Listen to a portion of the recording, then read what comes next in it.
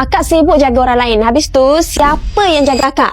Biar kami yang jaga akak. EX Color dah buka outlet baru dekat Damansara Alif. Okey. Saya dengar ramai kakak-kakak yang duduk dekat Johor Bahru. Susah nak pergi dekat outlet Kota Masai dan Cahaya Masai sebab jauh kan?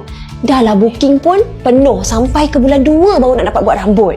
Dekat EX Color, kita tak buat semua benda. Kita fokus 3 perkara saja. Color rambut, keratin treatment dan juga scalp treatment. Sebab bila kita fokus, kualiti kita boleh jaga. Sempena opening outlet baru Damansara Alif, saya nak jemput kakak-kakak semua datang sini buat servis hair color dengan kita. Harga dia RM59 sahaja. Yang paling penting, hair color kita patuh syariah, telus air dan juga selamat. Kami buka outlet ni sebab kami nak kakak-kakak ingat satu benda.